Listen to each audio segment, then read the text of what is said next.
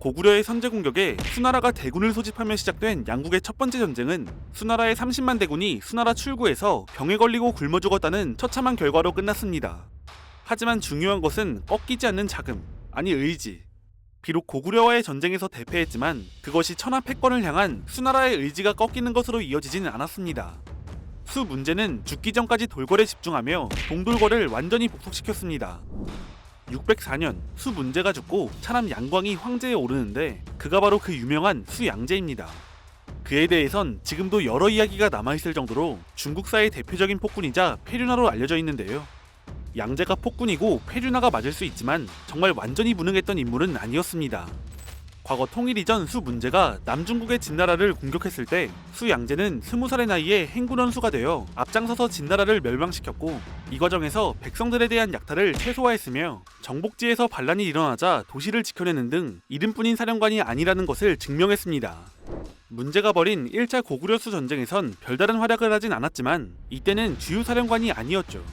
아무튼 아직까진 인성에만 문제가 있던 그가 황제에 오르며 수나라는 다시금 천하 패권과 중화 번영을 위한 행보를 이어가게 됩니다. 한편 첫 번째 전쟁 이후 고구려도 놀고만 있진 않았습니다. 분명 1차 전쟁은 고구려의 입장에선 대승 중의 대승이었지만 전쟁의 진행 자체는 압박감을 느끼기에 충분했습니다.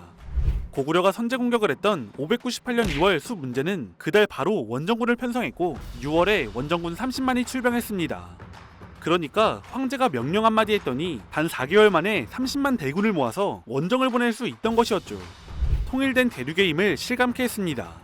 이 때문에 고구려는 한반도에 있는 주변국을 먼저 통제하려 한 것으로 추정됩니다. 고구려는 과거 전성기를 누리며 백제와 신라를 상대로 강력한 영향력을 행사해왔지만 시간이 흘러 6세기 중반 고구려가 돌궐의 침입에 대응하는 사이에 둘은 나제 동맹을 맺었고 고구려의 남부를 공격해 영토를 빼앗았습니다. 이후 수나라와의 첫 번째 전쟁이 끝나고 수나라가 돌궐에 집중하자 주변 정세가 안정되었다고 판단한 고구려는 자신의 옛 땅이었던 한강 유역에 대한 공격을 시작했습니다. 603년엔 신라를, 607년엔 수군까지 동원하며 백제를 공격했는데 두 전쟁 모두 한강 유역을 회복하는 것이 목적이라기보단 백제와 신라의 한강 유역에 대한 지배력을 약화시키고 동시에 수나라와 교류하는 것을 방해하고 압박하기 위한 것으로 추정됩니다. 하지만 결과는 모두 실패였습니다. 전성기의 한반도 남쪽 땅을 회복하지 못했고 수나라와 신라 백제의 외교 관계를 끊어내지도 못했습니다. 되려 신라와 백제는 고구려 좀 공격해달라고 수나라에 사신을 파견했죠. 나중에 612년에 백제는 수나라가 고구려를 공격해준다면 전쟁에 동참하겠다고까지 말했습니다. 물론 막상 이렇게 말해놓곤 나중에 전쟁이 터지자 모른 척하고 신라를 공격했습니다. 패륜화 수양제의 시간도 빠르게 흘러갔습니다. 보통 양제에 대해 배우면 무리한 토목공사 등 폭정을 벌인 것을 배우는데 주요 정책을 살펴보면 노골적으로 원정을 위해 움직인 것을 볼 수 있습니다.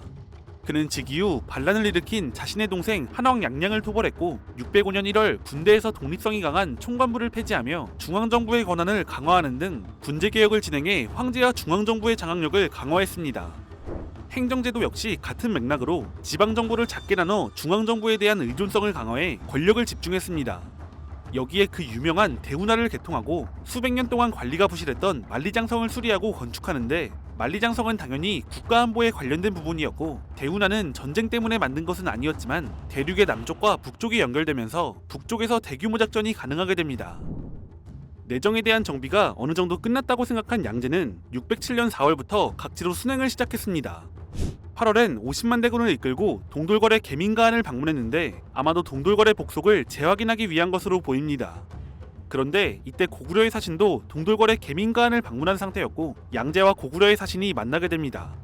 양제는 고구려 사신에게 고구려 왕이 자신에게와 입조하지 않으면 자신이 군대를 이끌고 고구려로 가겠다고 말했는데 사실상 말 안 들으면 침공하겠다는 협박이었습니다. 동돌궐의 복속을 확인한 양제는 이번엔 서쪽으로 눈을 돌렸습니다. 그는 서쪽의 철륵이란 유목부족과 관계를 개선하며 함께 토요콘이란 유목국가를 공격해 부족민 수십만을 흡수하며 대승을 거뒀습니다. 양제는 실크로드로 이어지는 교통로를 장악했고 실크로드의 여러 도시국가들은 수나라에 알아서 항복하며 조공을 보냈습니다. 이렇게 북쪽의 동돌궐과 서쪽의 여러 이민족, 동쪽 바다 건너 백제, 신라의 조공을 받은 양제는 마지막으로 동북쪽 고구려가 자신에게 고개를 숙이면 한나라 이후 중국이 잃어버린 패권을 자신의 손으로 되찾게 되는 것이었습니다. 611년 2월, 양제는 직접 국경 인근인 탁군으로 행차했습니다. 그는 고구려왕 고원이 속국으로서 예의를 잃었으니 요동으로 가서 그의 죄를 묻고 짐의 원대한 계책을 널리 알릴 것이다 라고 말하며 전쟁을 준비했습니다.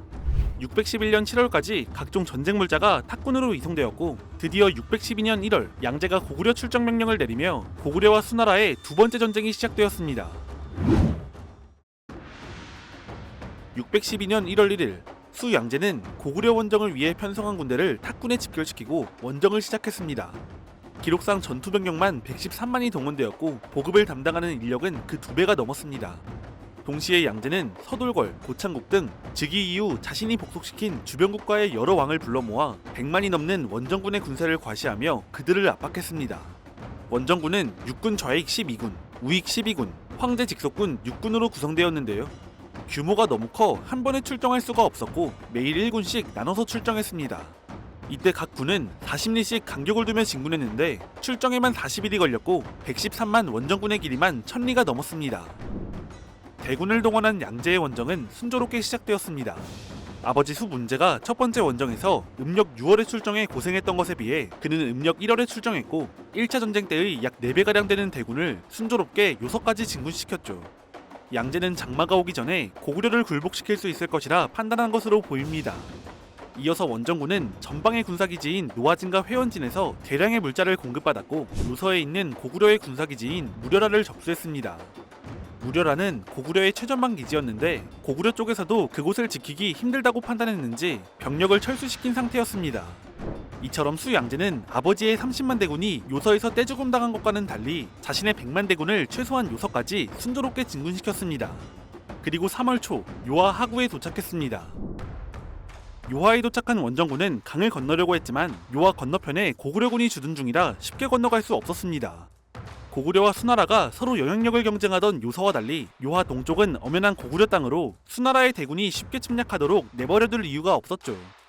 양제는 3월 15일 원정군에게 요하를 건널 것을 지시하는데 이에 19일 임시다리를 만들어서 도하를 시도하지만 고구려군의 완강한 저항으로 도하에 실패하고 맙니다. 이 과정에서 선봉장인 우준희 대장군 맥철장, 무분랑장 전사웅, 맹금차 등 다수의 장수가 전사했습니다. 고구려군은 이후에도 몇 차례 더 도하를 저지했지만 압도적인 전력차를 극복할 수 없었습니다. 결국 고구려군이 철수하며 원정군은 3월 말쯤이면 요서에서 요동으로 넘어가기 시작합니다. 결과적으로 수나라군은 3월에 요하에 도달해 4월이 다 되어서 강을 건널 수 있었는데 이것은 수나라의 좋지 않은 조짐이었습니다. 지난 전쟁의 경험을 볼 때 여름이 다가오는 것은 결코 달가운 일이 아니었고 본격적인 전투가 시작되면 진군 속도가 더뎌질 텐데 요하에서부터 고구려군의 발목을 잡힌 것이죠. 어쨌든 요하를 넘는 것 자체는 성공했으니 전술적인 목표는 달성한 셈. 이 시점에서 양제는 598년 첫 번째 전쟁 이후 최대의 성과를 거두었다고 자축하며 전국에 사면령을 내렸고 요하 동쪽에 군현 설치를 시도합니다.